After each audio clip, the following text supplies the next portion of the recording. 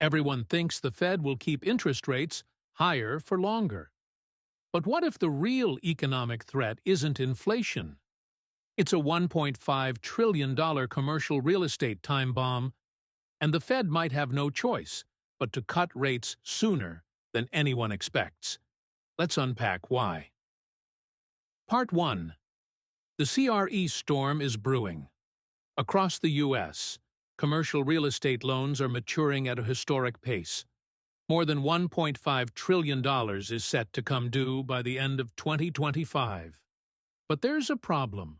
Most of those loans were issued when interest rates were 3 to 4%. Now, borrowers are facing refinancing rates of 7 to 9%, if they can even qualify. At the same time, commercial property values, especially office buildings, have dropped by 20 to 40% in many major cities. This creates a dangerous mismatch. Higher debt costs plus lower asset values equals loan defaults. And it's already happening. Big-name landlords are handing back the keys. Regional banks are sitting on billions in exposure. And vacancy rates? They're the highest we've seen in decades. Part 2. Why the Fed should be worried. The Federal Reserve isn't just fighting inflation. It's also responsible for financial system stability. And the CRE market is a potential domino. Here's why. Over 70% of CRE loans are held by small and mid-sized banks.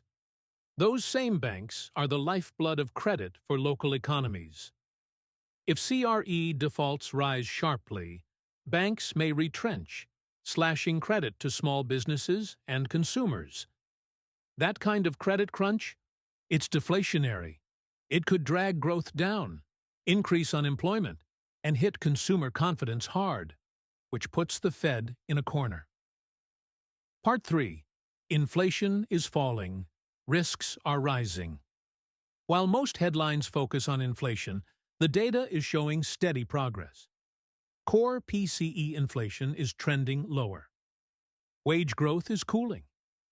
Consumer spending is slowing in real terms. Meanwhile, financial stress is rising.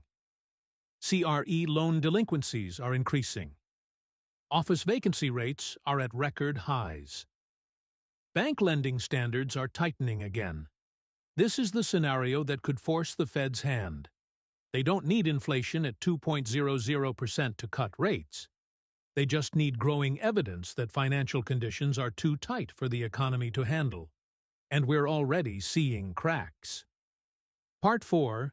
The case for cutting sooner. So what could push the Fed to act before the market expects? 1. Preventing contagion. A wave of CRE defaults could hit regional banks hard, especially after last year's banking turmoil. The Fed might act preemptively to stop the damage from spreading. 2. Avoiding over-tightening. Real interest rates, adjusted for inflation, are already high. If the Fed holds too long, they risk over-tightening, slowing the economy more than necessary. 3. Soft landing in jeopardy. The Fed has come close to pulling off a soft landing, but rising defaults and credit stress could reverse that progress fast. Cutting rates now could secure the win. 4th, global pressures. Other central banks, like the ECB or Bank of Canada, may begin easing soon. The Fed won't want the dollar to spike if it's the last one holding. Part 5. What rate cuts would actually solve? Rate cuts wouldn't be about bailing out real estate.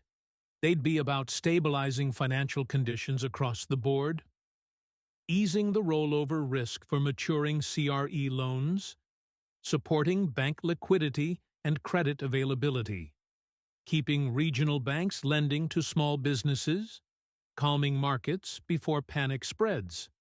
Plus, lower rates could boost asset values, improving loan-to-value ratios and giving banks room to breathe.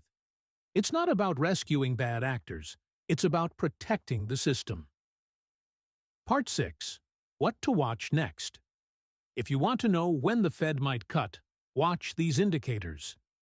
CRE, delinquency and default rates, small bank lending volumes, consumer and small business credit tightening. Language in FOMC minutes about financial stability. Whether unemployment starts ticking up. If two or more of those flash red, the Fed might pivot faster than Wall Street expects. Final thoughts. The biggest mistake right now? Assuming the Fed is only watching inflation. In reality, it's weighing economic stability against financial stress. And commercial real estate is emerging as a major pressure point. Don't be surprised if the Fed begins cutting not because inflation is gone, but because it's trying to prevent a broader credit collapse. If you've found this breakdown helpful, subscribe to Finance-Related 101, where we make sense of the forces shaping your financial future. Thanks for watching, and stay informed.